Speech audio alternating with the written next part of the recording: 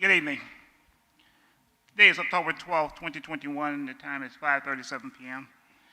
This meeting of Georgetown County Council is now being called to order, and I note that we do have a quorum to conduct this meeting. We'll ask Councilman Carolina to give us the invocation and lead us in the Pledge of Allegiance. Good evening. Heavenly Father, we come to you today asking for your guidance, wisdom, and support as we begin this meeting. Help us to engage in meaningful discussion, allow us to grow closer as a group, and nurture the bonds of community. Fill us with your grace as we make decisions that will affect the citizens, businesses, environment, and the future of Georgetown County, and continue to remind us that all that we do as stewards over the land and resources is for the pursuit of truth, for the greater glory of you, and for the service of humanity. We ask these things in your name. Amen. I pledge allegiance to the flag and to the United States of America and to the republic for which it stands, one nation, under God, indivisible, with liberty and justice for all.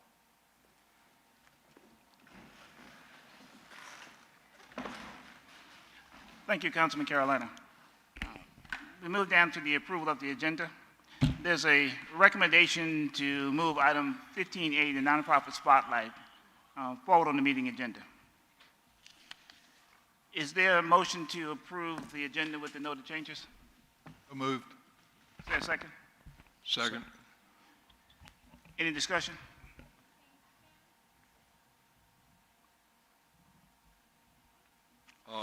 I do have one thing that I'd like to look at on the consent agenda. I would I've got a few questions on items 6A and 6B, just for the record when we get around to that. Okay. Well, you probably need to ask those questions now before we approve the agenda. Okay, I'm fine. Madam Administrator, this Kubota tractor thing, I read about it, and I need to understand what all went on there, and how did we get to this point?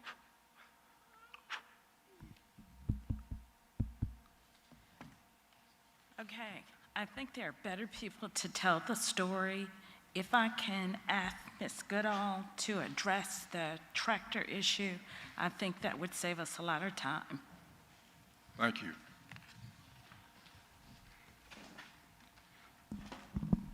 Mr. Chairman, members of council, so our park maintenance tractor was stolen in June of 2021. So as that was coming to the end of the fiscal year, the reimbursement from the insurance company came towards right at the end of the fiscal year. So that money was actually booked into FY21. It is now time to purchase the replacement tractor, so we need permission not only to buy the replacement tractor, but to use fund balance where the insurance money is now residing in 2022 to make that purchase. Well, Beth, I was under the impression that the tractor was found. The tractor was actually found after the insurance reserve had already reimbursed us for the loss. So insurance reserve actually owns the tractor that we're replacing. So it was too late for us to get back our other tractor. So is Insurance Reserve a private insurance company that we work with, or? That is through the state. That's who insure. Yes, sir. So they took possession of the tractor that was stolen. Absolutely. Now, was this I'm just curious, for 21,000, was it a mower rather than like a backhoe? It's a fairly small tractor and backhoe, and a bush hog that hooks to it. The whole thing just didn't make sense to me. So now I understand. So we didn't get the old tractor plus the 21K. No, sir, we couldn't get back the recovered equipment. Wishful thinking on my part. Absolutely. We were able to get back our 30 or 40-year-old bush hog that was too old to be insured, and it's still in working order, so we don't have to replace that. Well, and it was not insured. That's icing on the cake. I didn't know about a bush hog. The other question I had was on the impact fee study. I was just wondering, the amount here turned out to be, after the bids came back, that we're going to spend almost 145 K on this study. What in the world are they going to be doing we've got a bill like that on that study? Ms. Richardson and the purchasing agent will give you the details. Thank you.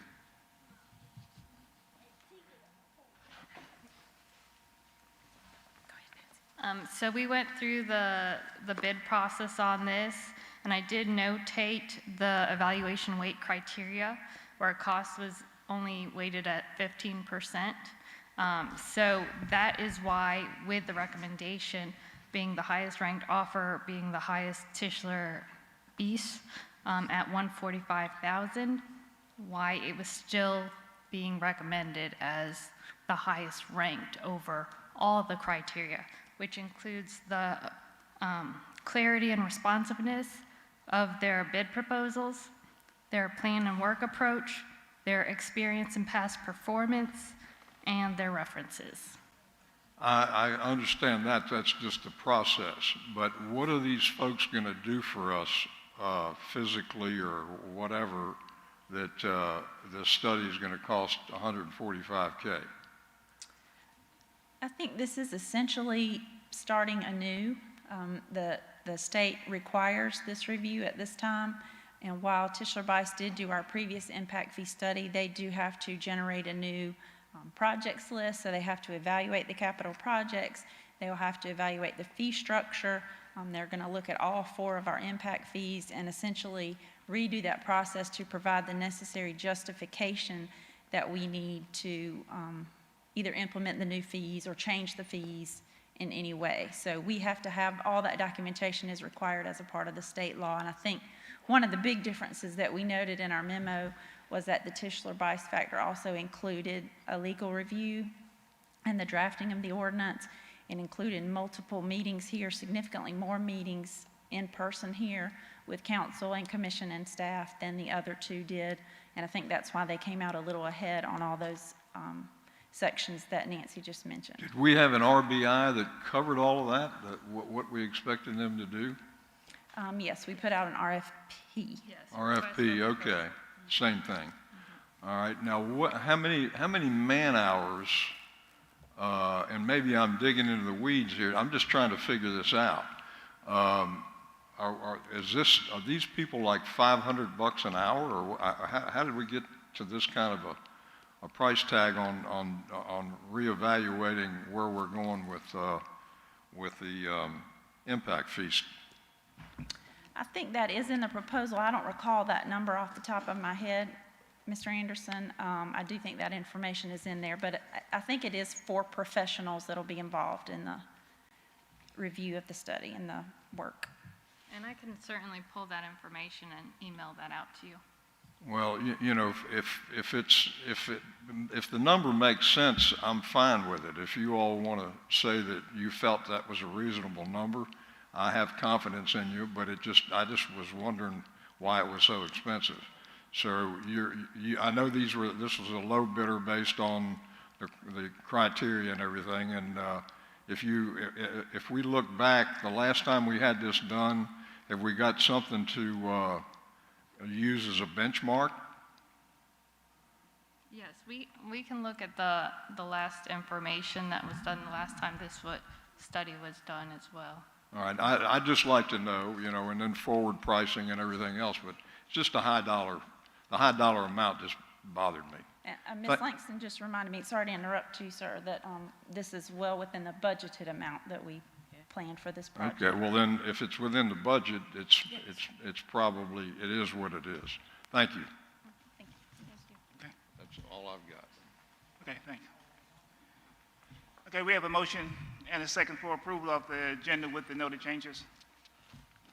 Any further discussion? All in favor of approval of the agenda with the noted changes, please raise your hand.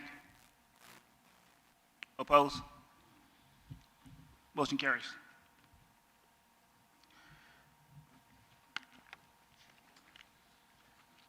We will move down to item 15A, the nonprofit spotlight. with Ms. Ruby's kids, and we'll have a presentation by Natasha Brockington.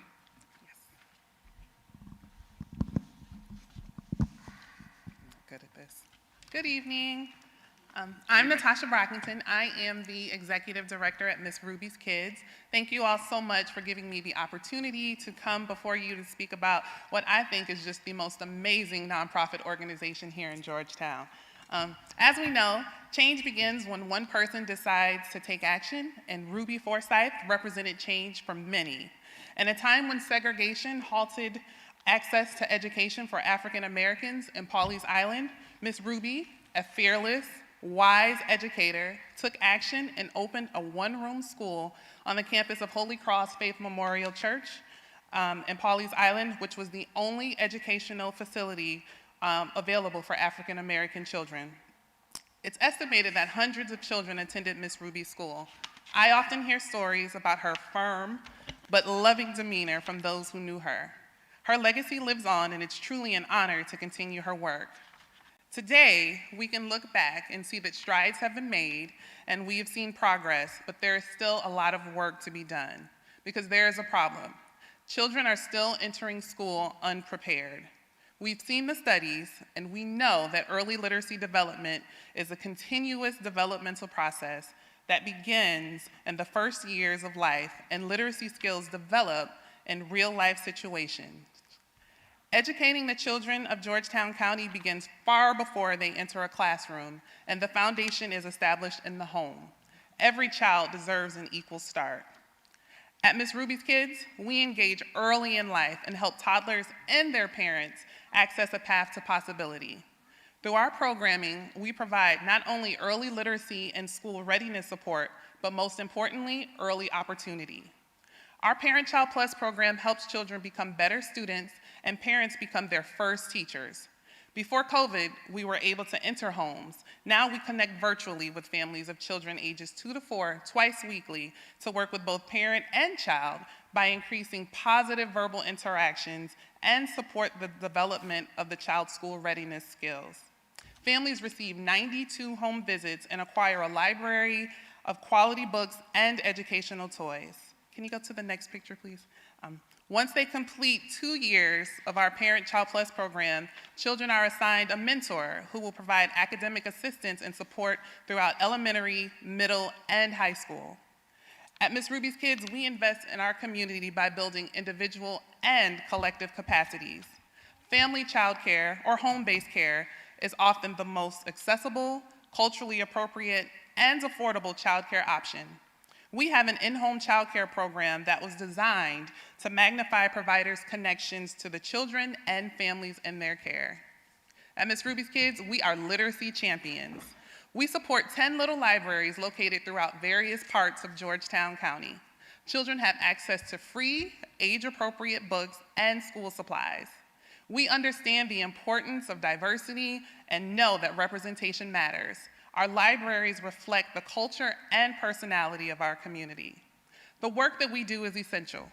With South Carolina ranking 42nd overall in education, the importance of programs such as Miss Ruby's Kids should not go unnoticed. Our participants are 50% more likely to be prepared for kindergarten and less likely to need special services than their socioeconomic peers. Since our inception in 2004, we've had over 300 graduates. Recently, we've seen our first participants graduate high school and go off to college. We're excited to see what the future holds for them. Can you go to the next picture, please? Tonight, I'm happy to have one of our current program participants with me. While all of our families are special, Miss Benny Wallace is quite unique. She actually attended Miss Ruby's school in Pawleys Island, and her dedication to being her child's first best teacher led her to sign her daughter Zaya up for services. At Miss Ruby's Kids, we are all about making generational change. Benny, you can come on up.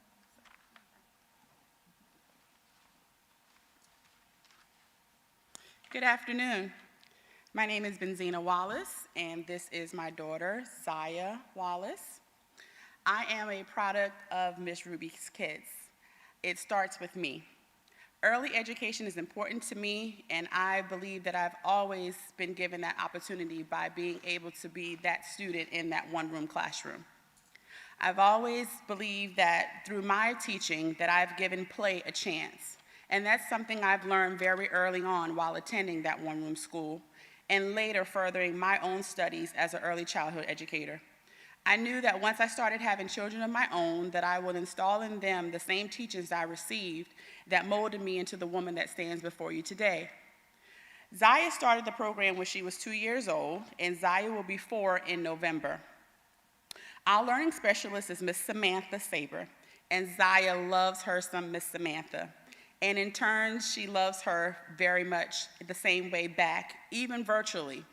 I know that placing Zaya in the Miss Ruby's Kids would provide our daughter with a high-quality early childhood program that will support our daughter's physical, social, emotional, and cognitive development, all in a state that nurtures her environment, which is our home.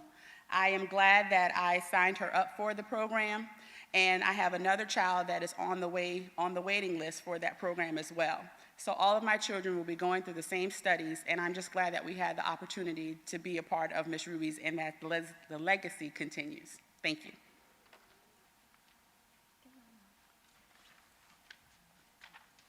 Thank you.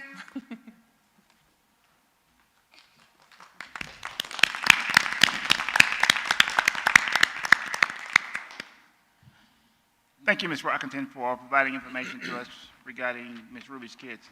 Thanks for all you do for Georgetown County and for the residents here.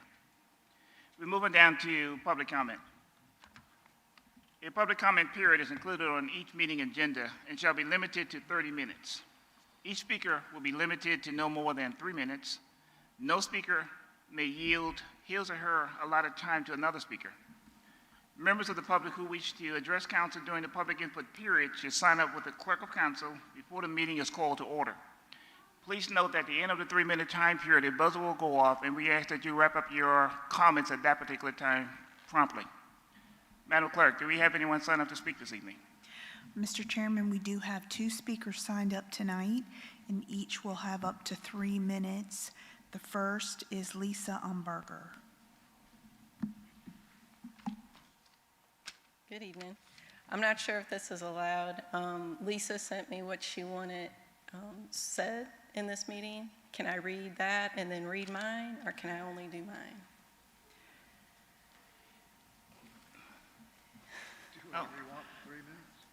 You have 3 minutes to read hers and do yours. You have 3 minutes to present. Okay, three minutes total? Yes. Okay. All right. So how many of you received or sent an email today? If you lost your job and were looking for a new one, where would be the first place that you would start looking? What if your kids got sent home for quarantine? How would you do virtual school? What about in an emergency natural disaster? Where would you go to get information to stay informed and safe? Obviously, the answer to all of this is the internet, yet many families in my District 3 do not have access to consistent, affordable broadband.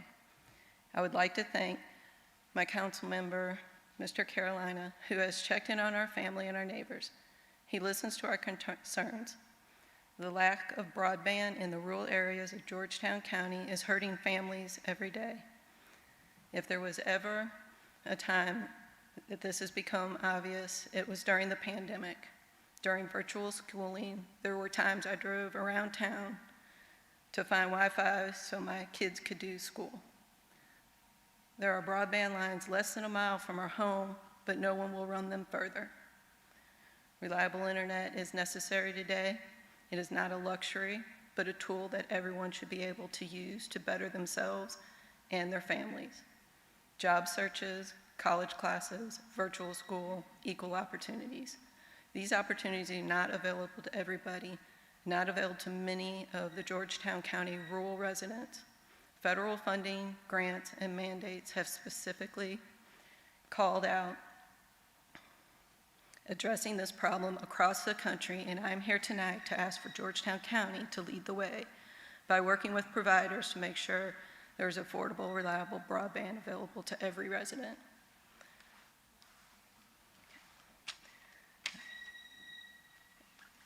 I'm not sure if I introduced myself, but I'm Sherry Forrester. That was Lisa, my neighbor's comments. I've lived in the North Santee community for 18 years. When I started, we had a landline phone that, of course, over the years, the quality became to the point that we just were not able to use the landline phone anymore. So like most people, we turned to our cell phones. But when you live in a rural area, that is not reliable. The weather can impact it, cloud cover, the power goes out, reception is worse indoors and outdoors. So unfortunately, we don't have a lot of options. Like Lisa mentioned, we do have neighbors with cable, but when we looked into that, they wouldn't run it to our house without us paying the cost to install it, which at the time they quoted over $3,000 for me personally to put in those lines. They couldn't add any more to the existing line. So, this has been a struggle. Unfortunately, the cell phone services have not gotten better over those 18 years like you would think or you would hope. So, getting cable and high-speed internet would allow us to bundle our phone services and have reliable means for communications in an emergency situation, which unfortunately we experienced recently. So my mother-in-law had moved in to my barn in 2016 in an apartment, and unfortunately her service was worse than the barn. So she had 2 weeks ago, she had a heart event, and she was not able to make a call from the barn. She was not able to get out of the bed. She had no way to get any help. Luckily, she could send a text, and she was able to send one-word help to her daughter that was in town. It took her 20 minutes to get to our house and realized she needed an ambulance. When she called the ambulance, it sent her to Charleston. It pinged the Charleston towers. So that caused more delays when they realized, okay, she is, you're not in our county, so then they transferred to Georgetown. She had to start all over with what was going on. They sent the Georgetown ambulance to her. So all those delays caused about 45 minutes of her getting any emergency service. So unfortunately, she passed away a week later. And it just really kind of brought to light that we need to do something about this. There needs to be better options. I know a cable phone is not the best, but it is better than what we have right now. Because like I said, the cell phone service can be very unreliable. I have the same problem Lisa has, where I can't work virtually from home all the time. I've already been through COVID quarantine. My daughter has been too. She's had to work virtually, and it's been a struggle. I appreciate your time.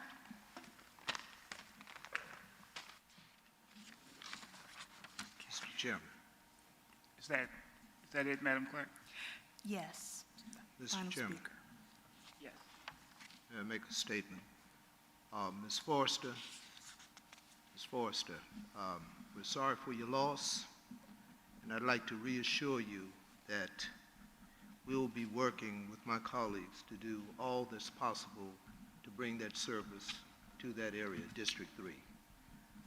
As you mentioned, and this is a real-life scenario that has occurred within the last 2 weeks, a loss of life, because of not being able to reach out and make a simple 911 call for help. This should not happen. We have the resources, we have the technology. I will do all within my capacity to reach out to providers to try to connect the connectivity in areas that we are lacking. So I hope that my colleagues will engage to make this happen for Georgetown County.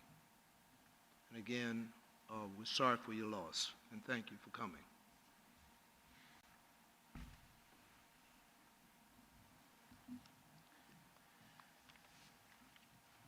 We'll move down to the approval of minutes. You all have received the regular council meeting minutes from September 14, 2021. Is there a motion for approval of those, for adoption of those particular minutes? So moved. Okay, is there a second? Second. Second. Okay. Who seconded? Okay, Mr. Thomas. Any discussion? All in favor, please raise your hand. Okay. Minutes are adopted.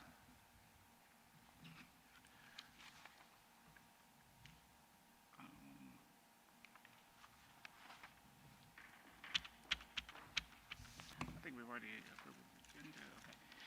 Okay. And as noted earlier, by approving the agenda, we approve also the items that's listed on the consent agenda, which is the 2021 Kubota tractor for Parks and Rec, and also procurement number 21-039, the impact fee study. We're moving down to public hearings.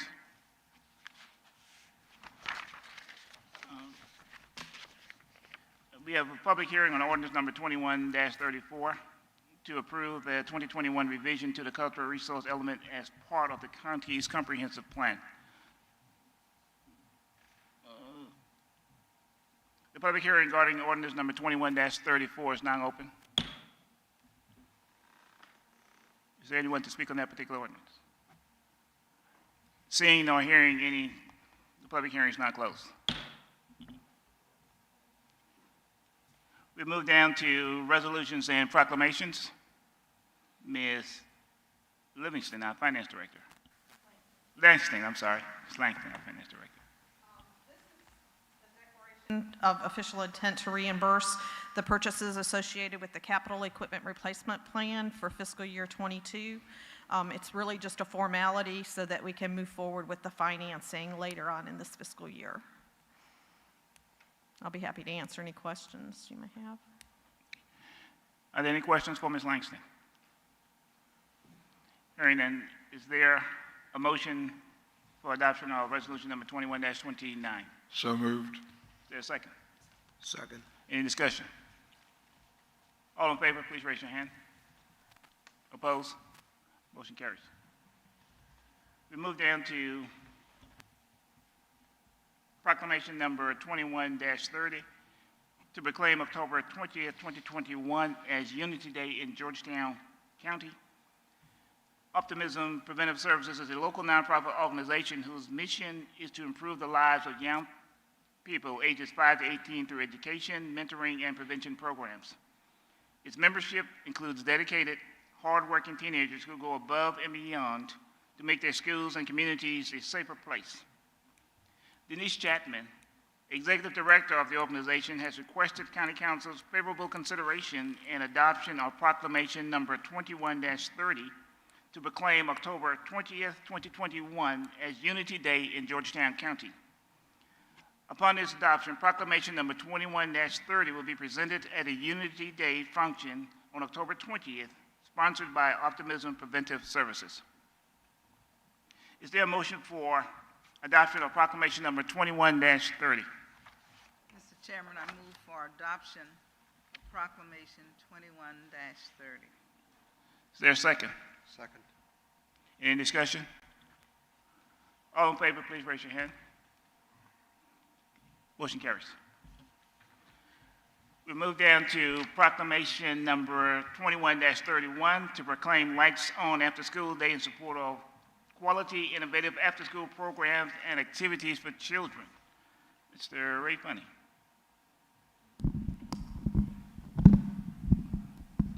Mr. Chairman, members of council, good afternoon. This evening, I'm here to present proclamation number 2131, proclaiming Lights On After School Day in support of quality, innovative after-school programs and activities for children after school. The citizens of Georgetown County stand firmly committed to quality after-school programs and opportunities because they, one, provide safe and engaging learning experiences, two, support working families, three, build stronger communities, and four, engage families, schools, and community partners in advancing the welfare of our children. During the COVID-19 pandemic, after-school programs have risen to the moment to support youth. During the pandemic, programs have innovative to provide remote learning support, virtual programming, care for children of essential workers, meal support, wellness check-in, and more. Georgetown County has provided significant leadership in the area of community involvement in the education and well-being of our youth.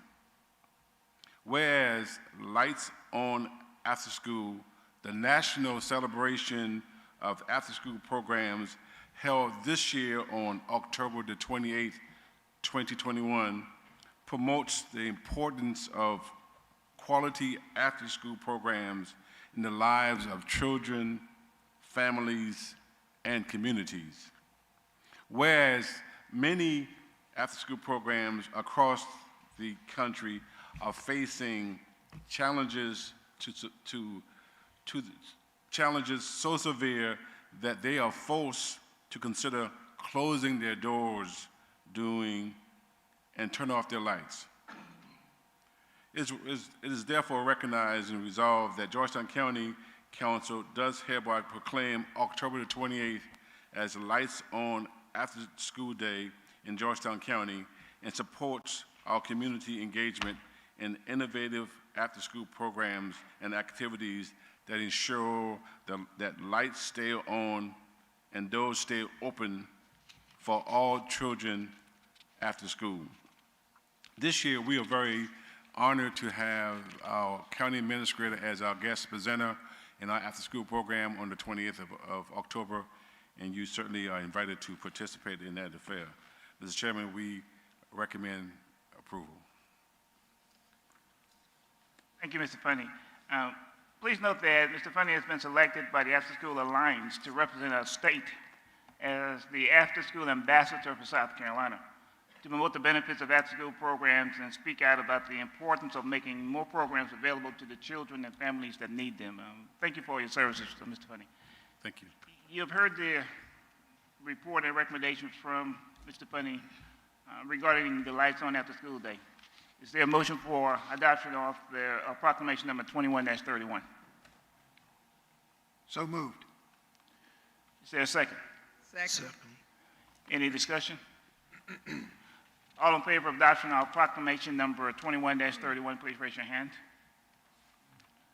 Opposed? Motion carries.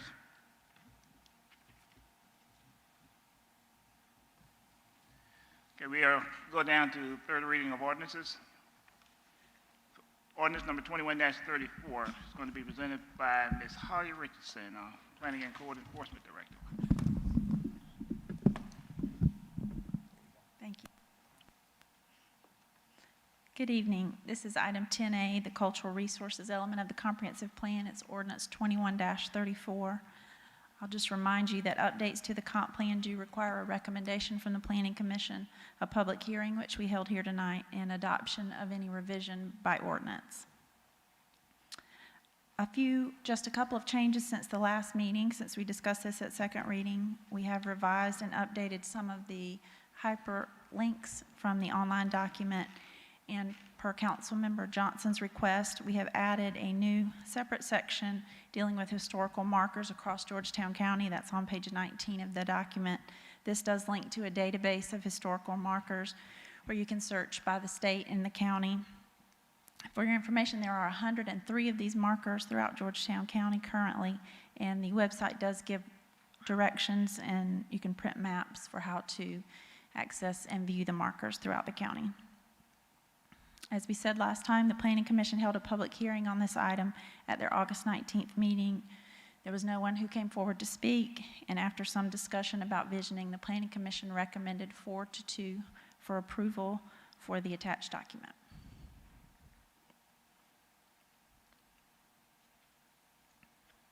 Questions? Are there any questions or comments for Ms. Richardson? Holly, are these, how many, 100 and how many markers have we got? 103. Are they, is it a standard like those big metal things that you see on the side of the highway? Thank you, Richardson. Move down to second reading of ordinances. Our Finance Director, Ms. Langston. Good evening, Mr. Chairman, County Council. This is ordinance number 2135, amendment to the fiscal year 22 budget. It's commonly known as the rollover ordinance. It's to allow for fiscal year 21 projects and purchases that that were budgeted that year but weren't completed during the year to be rolled over to 22 so that we can complete them. You do have a report attached to your agenda item showing you listing the individual items that will be rolled over. And if you have any questions about any of them, I'll be glad to answer them. Otherwise, we request that you approve this rollover budget amendment. Are there any questions for Ms. Langston from council? Okay. Hearing none, is there a motion for approval of ordinance number 21-35? So moved. Is there a second? Second. Is there a motion to amend to incorporate the ordinance text? Make a motion, Mr. Chairman, we amend the ordinance number 21-35. Is there a second?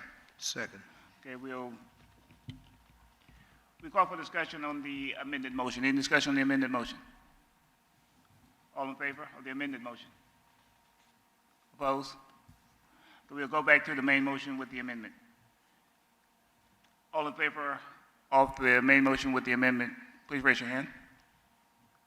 Opposed? Okay. Motion carries.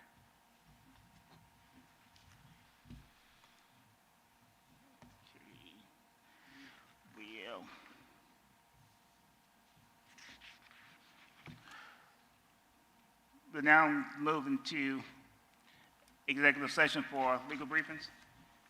We have legal briefing regarding pending litigation involving the county and possibility of negotiated settlement pursuant to SC Code annotated 30-4-7082. And also receipt of legal advice and discussion regarding economic development and negotiations of incentive packages pursuant to SC Code annotated 30-4-7085. And also receipt of legal advice and discussion regarding contractual negotiation relating to the possible sale or lease of county properties pursuant to SC Code annotated 30-4-7082. Is there a motion to move into executive session? So moved. Is there a second? Second. Any discussion? All in favor of moving to executive session, please raise your hand.